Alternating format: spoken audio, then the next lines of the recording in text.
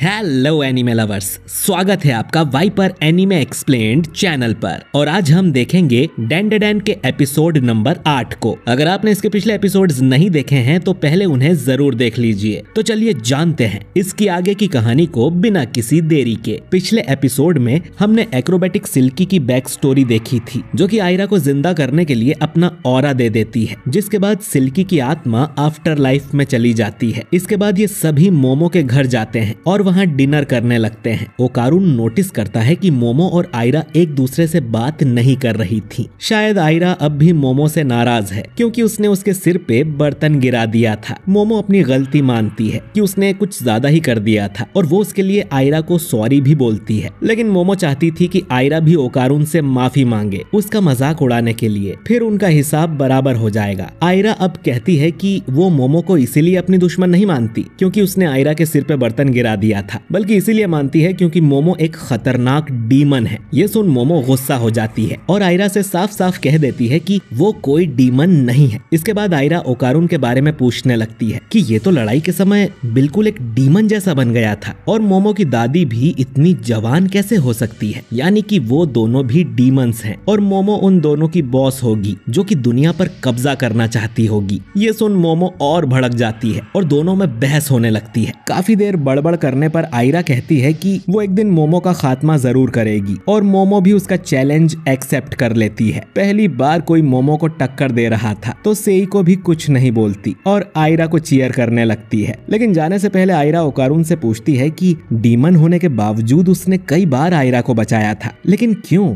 मोमो उसे फिर से कहती है कि वो डीमन नहीं है, पर आयरा को मोमो की किसी भी बात पर यकीन नहीं था। ओकारुन कहता है कि अगर कोई मुश्किल में हो तो उसकी हेल्प करनी चाहिए, इसके लिए किसी रीजन की जरूरत नहीं होती। ये सुन आयरा शॉक हो जाती है और उसे लगता है कि ओकारुन के अंदर अब भी थोड़ी इंसानियत बाकी है। वो ओकारुन से कहती है कि वो एक दिन उसे मोमो के चंगुल से आजाद जरूर करवाएगी। इतना कहकर वो शर्माते हुए यहाँ से चली जाती है, जो कि मोमो को अच्छा नहीं लगता। वहीं आयरा भागते हुए सोच रही थी कि वो एक इंसान है और ओकारुन एक डीमन, उनके बीच कोई रिश्ता नहीं होना चाहिए। इसके बाद टर्बो ग्रैनी ओकारुन की बॉल को वापस उसकी सही जगह लगाने लगती है, जिसके लिए सेइको और टर्बो ग्रैनी एक बेसबॉल का गेम खेलती हैं। टर्बो ग्रैनी उस गोल्डन बॉल को जोर से फेंकती है और सेइको उसे अपने बैट से मारने की कोशिश करती है, लेकिन वो चूक जाती है और वो बॉल सीधा ओकारुन को जाके लगती है। ओकारुन चिल्लाने लगता है, उसे अपनी एक बॉल मिल चुकी है, जिसके लिए सब खुश होते हैं। लेकिन अगले दिन स्कूल में मोमो और ओकारुन बात करते हैं कि दूसरी बॉल कहाँ पर होगी इन्हें कुछ नहीं पता।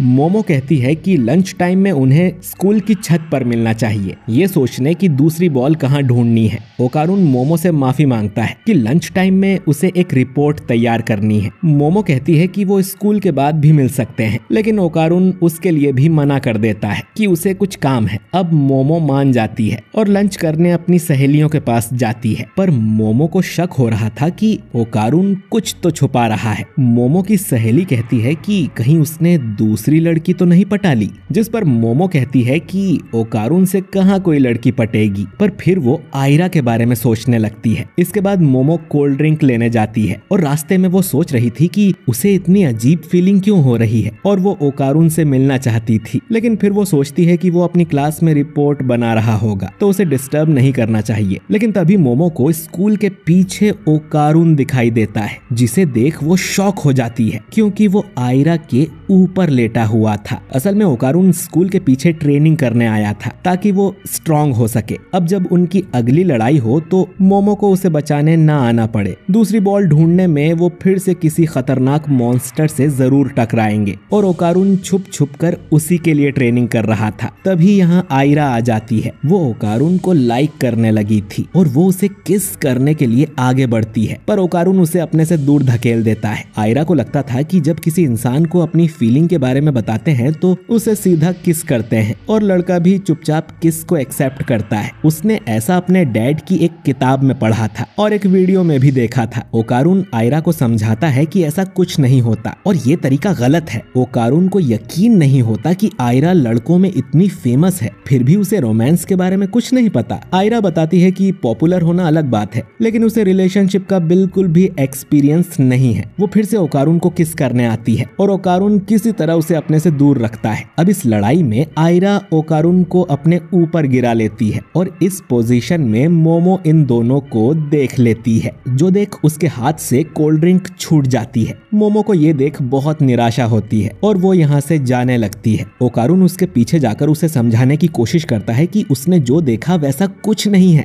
लेकिन मोमो उसकी एक बात नहीं सुनना चाहती थी, क्योंकि उसने मोमो से झूठ बोला था कि वो रिपोर्ट बना रहा है, जबकि वो तो आयरा के साथ मेकआउट करने में लगा हुआ था। उसकी शर्ट भी खुली थी और उसे पसीने भी आ रहे थे, तो उसे बहाने बनाने की जरूरत नहीं है। ओकारुन फिर से बताने की कोशिश करता है, लेकिन मोमो गुस्से में उसे चुप कर देती है और अपनी क्लास में चली जाती है। क्लास के दौरान भी मोमो बार बार ओकारुन के बारे में सोच रही थी और उसका बिल्कुल मन नहीं लग रहा था और वो पागलों की तरह हरकत कर रही थी। उसकी सहेलियों को लगता है कि इस पे जरूर भूत चढ़ गया है। वहीं इधर ओकारुन सोच रहा था कि उसे मोमो को सब सच बताना चाहिए कि उसने झूठ बोला था, ताकि वो छुपकर ट्रेनिंग कर सके और मोमो को सरप्राइज कर दे। लेकिन अब उसे बहाने छोड़कर स्ट्रॉन्ग होने पर ध्यान देना होगा। तभी अचानक ओकारुन देखता है कि उसकी क्लास में पानी भर गया था और उसके सारे क्लासमेट्स गायब हो गए थे। तभी उसे बाहर से किसी की आवाज आती है और वो हॉल में जाता है। ये आवाज आयरा की थी। इनके सारे क्लासमेट्स गायब हो चुके हैं और विंडो के बाहर घुप अंधेरा है। आयरा को लगता है कि ये काम जरूर मोमो का होगा। ओकारुन अब मोमो को ढूंढने जाता है, लेकिन वो अपनी क्लास में नहीं थी। ओकारुन को ऐसा लग रहा था जैसे वो इस तरह की जगह पे पहले भी आ चुका है। वहीं इधर मोमो विंडो खोलकर यहाँ से भागने की कोशिश कर रही थी, लेकिन विंडोज पूरी तरह लॉक्ड थी। पानी का लेवल भी बढ़ता जा रहा था। मोमो सोचने लगती है कि पता नहीं ओकारुन कहाँ होगा या ये सब सिर्फ उसी के साथ हो रहा है। लेकिन ओकारुन के बारे में सोचकर उसे फिर से गुस्सा आने लगता है। तभी उसे अपने पीछे से कुछ आवाज आती है और वहाँ पर वो एक बड़े से सांप जैसा क्रीचर देखती है और उसे देखकर क्लास में छुप जाती है। लेकिन पानी में जरा सी भी हलचल करने से भी उस क्रीचर को मोमो के बारे में पता चल जाता है और वो उसे ढूंढने लगता है। इसके बाद ये गॉडजिला की तरह अपने मुंह से ब्लास्ट करता है और मोमो की क्लासरूम को डिस्ट्रॉय कर देता है। इसके बाद ये क्रीचर यहाँ से चला जाता है, लेकिन मोमो को कुछ भी नहीं हुआ था और वो सोचने लगती है कि ओकारुन कहाँ पर है। वहीं इधर ओकारुन और आयरा को भी उस क्रीचर के ब्लास्ट की आवाज आती है। आयरा पूछने लगती है कि ये सब क्या हो रहा है। ओकारुन को भी कुछ नहीं पता था, पर वो बताता है कि उसके और मोमो के साथ ऐसा पहले भी हो चुका है, जब एक एलियन ने उन्हें चारों तरफ से कैद कर दिया था और उस समय भी काफी अंधेरा था। जब उन्होंने उस एलियन को हरा दिया था तब सब कुछ नॉर्मल हो गया था। आयरा ये सुनकर हैरान हो जाती है और पूछने लगती है कि एलियंस सच में होते हैं। ओकारुन कहता है कि बिल्कुल होते हैं, बल्कि वो तो भूतों से भी ज्यादा बुरे होते हैं। आयरा पूछती है कि एलियंस को उनसे क्या चाहिए, जिस पर ओकारुन बताता है कि शायद वो इंसानों के रिप्रोडक्टिव ऑर्गन्स कलेक्ट कर रहे हैं। तभी इन दोनों के सामने एक केकड़े के सिर वाला एलियन आ जाता है, जिसने अपने हाथ में बॉक्सिंग ग्लव्स पहने हुए थे और ये बोल भी रहा था। ये एलियन इन पे अटैक करता है तो ओकारुन तुरंत ही टर्बो ग्रैनी वाले मोड में आकर आयरा को बचा लेता है। ओकारुन फिर आयरा को यहाँ से जाने को कहता है ताकि वो इस एलियन से लड़ सके, पर अचानक ही ओकारुन को चक्कर आने लगते हैं और वो वापस अपने असली रूप में आ जाता है। ये काम किया था उन सर्पो एलियंस ने, जिन्हें हमने पहले एपिसोड में देखा था, और वो अब ओकारुन से बदला लेने आए हैं। आयरा उन्हें क्रॉस दिखा के डराने की कोशिश करती है, पर ओकारुन उसे यहाँ से भागने को कहता है क्योंकि ये एलियंस लड़कियों को ही टारगेट करते हैं। एक एलियन अपनी पावर से आयरा को दूर फेंक देता है और बोलता है कि उन्होंने ये जगह इस तरह से एडजस्ट कर दी है कि सिर्फ हाई स्पिरिचुअलिटी वाले लोग ही इसमें एंटर कर सकते हैं। तो आसान शब्दों में इन एलियन ने यहाँ डोमेन एक्सपेंशन कर दिया है। खैर, ये एलियन ओकारुन को बताते हैं कि वो यहाँ इसीलिए आए हैं क्योंकि उन्हें ओकारुन का बनाना चाहिए। ओकारुन बेचारा चिल्लाता है कि सब उसके बनाना के पीछे ही क्यों पड़े हैं। इन एलियंस ने जब पिछली बार ओकारुन की पावर्स देखी थी तो ये काफी इम्प्रेस हो गए थे और अब इन्हें ओकारुन की पावर्स भी चाहिए।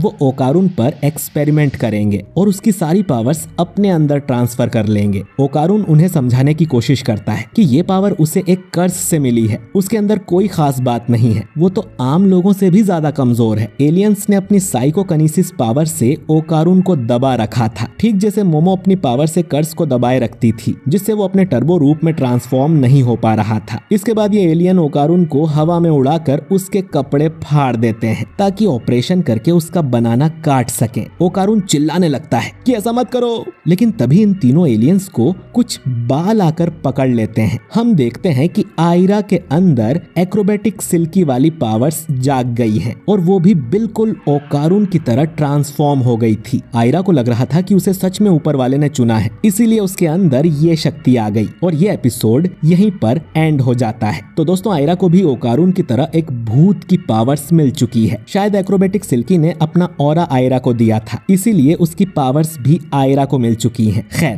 पिछले एपिसोड में सिल्की आर्क खत्म हो गया था और अब सर्पो आर्क शुरू हो चुका है। अब ये तीनों इन सर्पो एलियंस से बच पाएंगे या नहीं, जानने के लिए अगला एपिसोड जरूर देखें। वीडियो अच्छा लगा हो तो इसे लाइक और शेयर कीजिए, कमेंट करके बताइए कि आपको ये एपिसोड कैसा लगा। और अगर आप हमारे चैनल वाइपर एनीमे एक्सप्लेन्ड पर नए हैं तो हमारे चैनल को सब्सक्राइब करके बेल आइकन जरूर दबाइए। मैं मिलता हूँ आपसे बहुत ही जल्द अगले वीडियो के साथ। शुक्रिया।